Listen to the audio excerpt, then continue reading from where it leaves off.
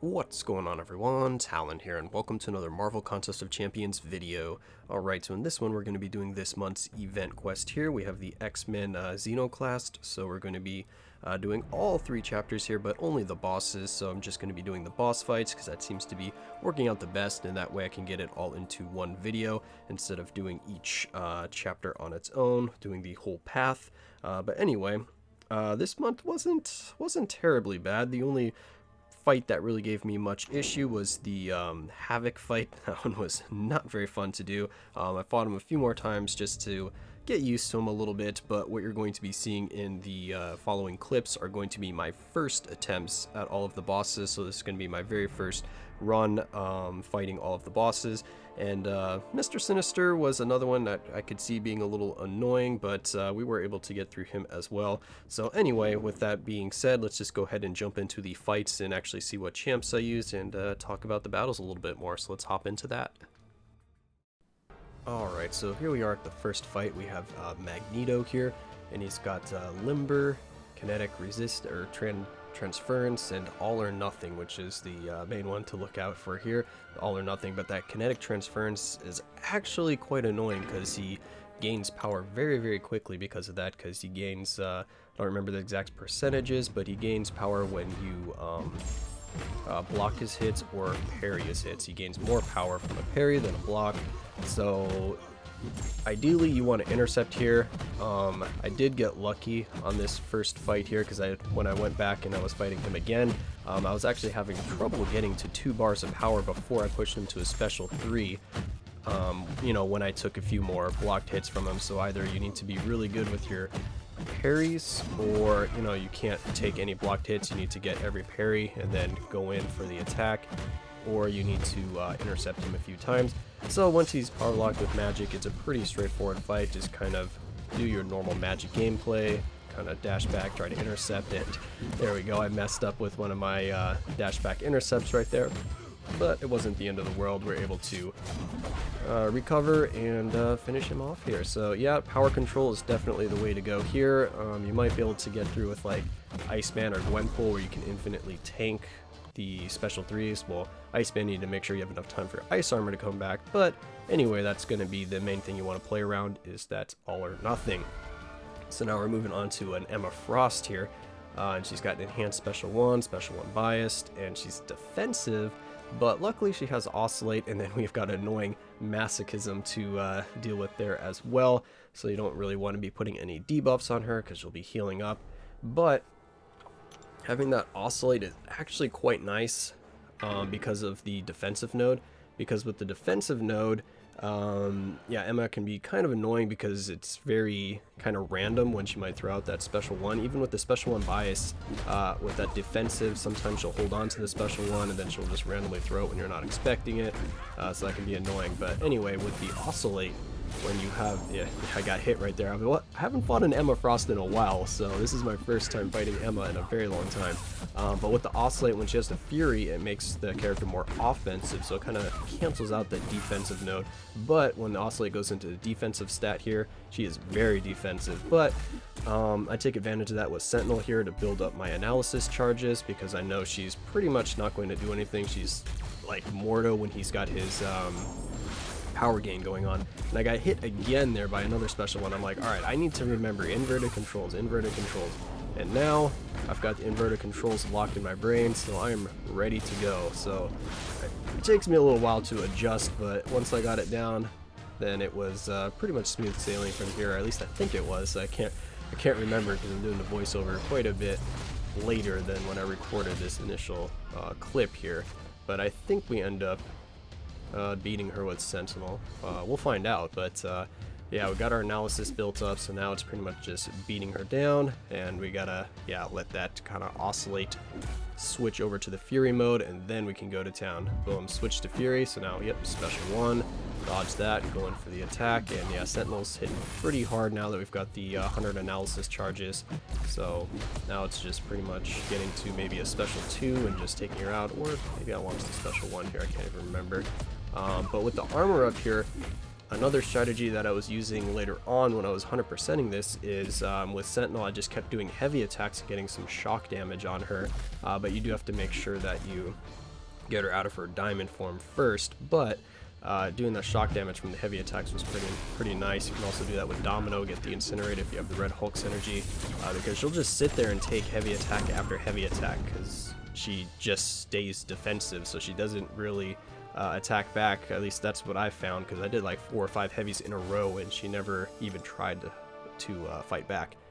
But anyway, that is chapter 1 done here, and those again were my first attempts at fighting the 2 characters, so that's why they might have been a little sloppier.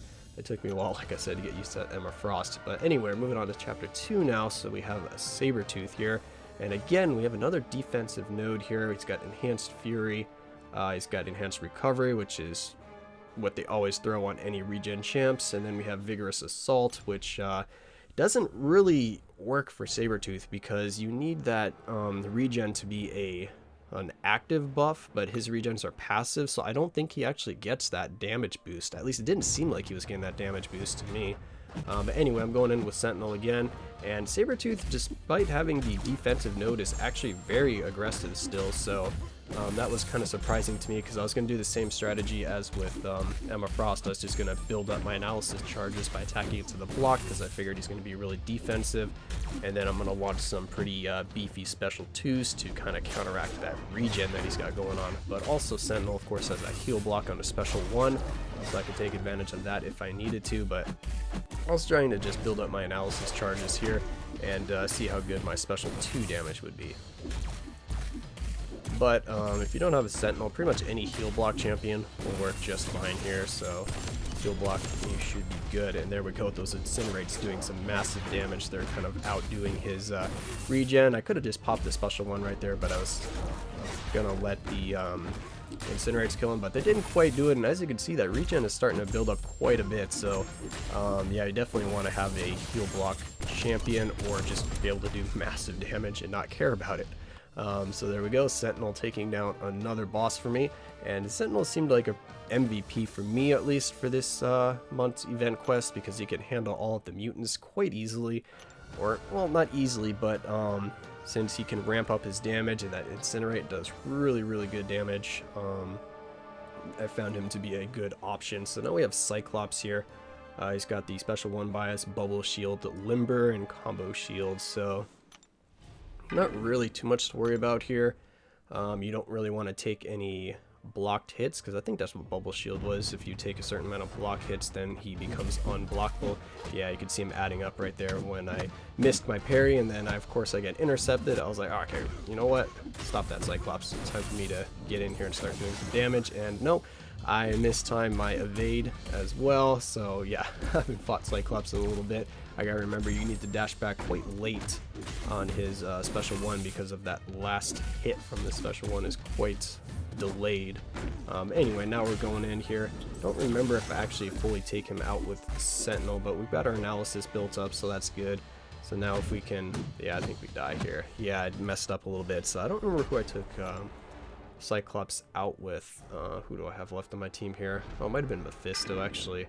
Yeah, here we go. We hop in with Mephisto. Again, this is a pretty straightforward fight, so you don't really need to bring any specific champ to counter Cyclops, because pretty much all you have to look out for is the unblockable special 1, and just make sure you don't block too many hits in a row, because it's after 5 hits, I want to say, he becomes unblockable. But I think the unblockable is only for 1 attack, so yeah, it's nothing too bad. So pretty much just keep getting to the special 1, and you're just going to keep evading and punishing the special 1, and that will be the fight.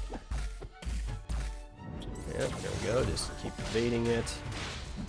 I was going to build up to a special 3, but pretty much want him to be at, oh, I messed that up, want him to be at 2 bars of power if I launch a special 3, and he wasn't getting there. He's launching that special 1 very consistently, so I decided, you know what, we're just going to launch special 2s at him, get that aura up, and just try to take advantage of that a little bit. So quite a long fight here. He's got a lot of health, and now I'm deciding, you know what, we need that Incinerate damage. Let's start taking this guy down a little bit faster. I don't really play Mephisto very optimally, because I really like to use his special 1 for that Incinerate damage, and of course that uses up all of my souls. So yeah, I'm usually out of souls whenever I use Mephisto, so I need to play well enough so that I don't die with him, because I don't have that kind of invincibility buffer zone. But anyway, there we go, he's down, beat him with Mephisto. Got the annoying problems connecting to the network, and spoiler alert, I actually lost that fight because of my problems connecting to the network, and I had to redo that fight with Mephisto. But anyway, I didn't show that one. So here we go, we've got Havok now, and he's got aggressive, he's got crumbling armor. What was that crumbling armor? I don't even remember that one. That's the one, I guess, that gives the armor break. But anyway, so Havok here, I'm taking in, I take in Mephisto first so I can see his special animations, because again, this is the first time that I fought him, so that's what this clip is going to be. So I'm taking a look. So his heavy attack is quite a weird one to time, actually, because that second hit on the special is kind of delayed. But anyway, I'm just going in trying to get some damage. I'm pushed him to a special 2. And yeah, I didn't know what the special 2 looked like, so I just kept dodging backwards, and it looks like he had a beam there at the end of the special 2. The special 1 I did see before, so maybe I didn't see it before. I thought I dodged it here. But anyway, the special 1, you dodge back twice, wait, and then dodge back again for the third part.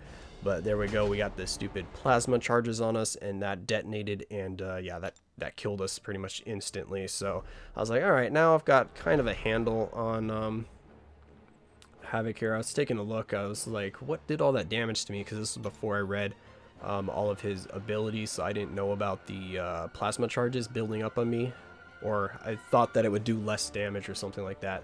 So I was looking here, and I was like, okay, what's going on? So then I finally scroll up a little bit here and find it.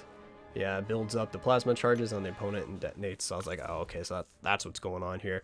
So now we're going in with Sentinel, and I figure I'm going to build up the analysis charges and see if I can just out damage him before I die from the plasma charges. So that's why I'm attacking into his block a lot.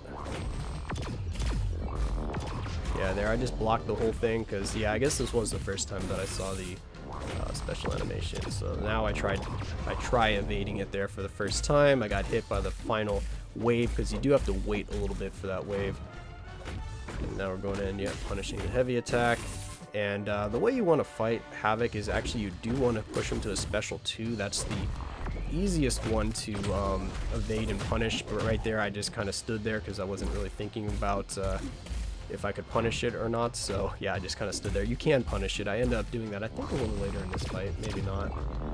But as you can see, we're down to 25% health, and that's from 1 plasma detonation. That is ridiculous how much damage that plasma detonation does. So you definitely want to have a champ to play around that. If you power drain him, it will reset the plasma charges on you, and also if you have a champion that has armor up, it'll just cancel out the explosion from the plasma buildup. It just won't do any damage to you. So just want to use a power drain champ that can consistently power drain like very often. So someone like Vision, or someone that has a consistent armor up that you can keep either refreshing, or it will keep refreshing itself very often. So now we're going with Ghost Rider. I just need to kind of finish him off here. We're down to the last 30%. So I'm like, alright, we need to take this guy down, because I do not want to use any revives here. So I'm putting on the Fate Seal, see if that does anything to his plasma charges, but they're passive, so it's not going to. And we get intercepted there, so that was fantastic. And now we're waiting, and almost got him to a special 3 because of that passive power gain that he has, because he gains power passively, but he gets reduced amounts of power from taking damage and dishing out damage. So now all we got left is Void, and we're down to, what was that, last like 20% of his health or something? Yeah, 21%. So now we're just like getting Void to finish him off, so I don't really want to build up the plasma charges too much. I want to just get some debuffs on him and let those take him out. So here we go, special 1. But look at those plasma charges already building up. I already have 5 of them on me. Okay, so I still, maybe I didn't learn that I could punish that special 2 until when I was doing my 100% run, or I started fighting him more. And there we go, that plasma detonation almost took me out. Luckily I have a little bit of health left, and I'm like, alright, debuffs, do your work. And there we go, just barely. So yeah, the next fights I was definitely bringing Vision in, and also Angelo's the other one I was using. And I do show a clip right here of when another one of the fights that I had with Angela against him. So having that armor up just pretty much negates the detonation of plasma on yourself, so you don't take all of that ridiculous amounts of damage. And we get hit there, but luckily Angela's got that regen, so we're going to regen back up. And what I do find out later on in this fight is you do need to play very aggressively with Angela, because when he uses that special 1, there we go, I punished the special 2 there. But when he uses that special 1, you get an armor break on you, and you actually do need to hit him again with Angela to refresh that armor up. So we get a... there's the armor break. So we got an armor break there, so then I had to hit him to refresh that, because you will find out later on at the end of this fight that me trying to bait out 2 special 1s in a row was a very bad idea. But anyway, we're slowly whittling him down. My Angela here is only rank 4. Yeah, she's not rank 5 right now, so she could be hitting harder. And since I'm trying to keep her armor up stance going on, I'm not getting too much extra damage. Well, we're building Furies, okay, actually. So we're doing decent damage here. There we go, that's special 2. Again, special 2 is the one that you should be trying to bait out because you can punish it, whereas the special 1, I don't think I was ever able to punish that successfully. Yeah, so as you can see, we've taken no detonation damage from the plasma charges, which is fantastic. But I think right here is where I end up messing up. So here we go, special 1, dodge that, dodged it just fine. We got the armor break though. Then I'm like, alright, let's, yeah, dead. I was like, let's bait out another special 1, and nope, I did that at the wrong time because the plasma detonated and we died. All I needed to do was hit him and I would have got my armor up and we would have been fine. But anyway, moving on to the final fight here, we have Mr. Sinister, and he is a defensive. He's got Dark Intellect, and then he's got Burden of Might and his awakened ability, that genetic, whatever it was called, genetic something. Anyway, so I was reading through his abilities for the first time here just to take a look, and main thing you need to know about Mr. Sinister here is that he cannot have his healing reversed, and his healing is quite substantial. So every time you do a critical hit on him, he heals, what was it, like 60% of it back, but he's got recovery node on as well, so he's going to be healing back more than the actual damage dealt to him. So he's going to be healing up quite a bit, and his special 1 will transfer any debuffs on him over to you, or any damage over time debuffs. So that's also something to keep in mind if you're going to be using like a bleed champ or something like that. All of the bleeds can be just transferred right back over to you. So we're hopping in with Sentinel here. I've already built up my analysis charges, and then I figured out that we can evade his special 1 and punish it, so that's what I end up doing. And that was my first time seeing his heavy attack. His heavy attack is very quick in just that 1 attack, so I'm like, alright, we need to put this heal block on him because that regen was pretty ridiculous. When I was hitting him any crit, he was pretty much getting back up to full health, so heal block is definitely the way to go here against Mr. Sinister. So the heal block does still work, and you can still use Void here because his heal reversal, or his heal reduction, whatever you want to call it, will still work. It'll get him down to 0 so that he doesn't regen anything, but it won't reverse it is the only thing. And we get hit a little bit here. So Mr. Sinister was a lot tankier than I thought he was going to be, or maybe it's just because he's super defensive, so I'm not getting very many hits in here. But anyway, we're hopping in. I was hoping to be able to build up to a special 2, but we are getting power drained from that Burden of Might, or not Burden of Might, what was it?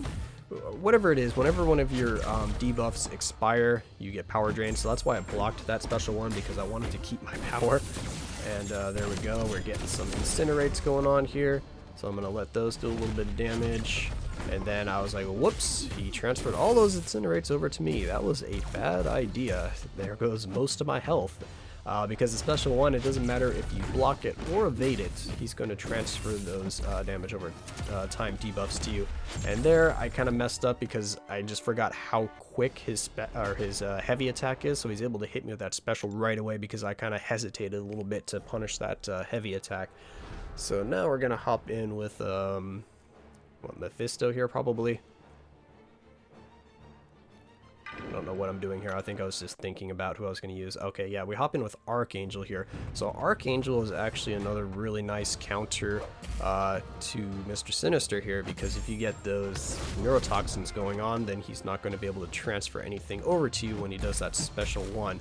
But you want to make sure you do have some neurotoxins on him, because you do not want all of that poison and bleeds being transferred over to you when he launches his special one. So as you can see here, he does not transfer any of that over to me. And that's what I was kind of waiting to see right there. That's why I didn't go in and punish him right away. I was like, is all this going to transfer over to me? So I kind of just sat there for a little bit. So now we're just building up some more. And I messed up there. For some reason, I thought he was still stunned, or I thought he was going to get stunned. So I tried to go in it with a special 2, and we did get punished for that. But he's down to only 3%, so down he goes. So yeah, Archangel, another very good counter for Mr. Sinister here, but any heal block champion should be able to get the job done as well. Just make sure you don't put any damage over time debuffs on him, because they can be transferred over to you, and that is a bad time. So that is going to be all of the bosses for this month's event quest. Again, nothing too crazy, pretty much just heal block champs and power drain champs seem to be the best ones for this month. But this is just my run here, so hopefully you guys are having a good time as well and not having too much difficulties going on here. But that's going to be it for this video. I hope you guys enjoyed, and of course I will catch you in the next one.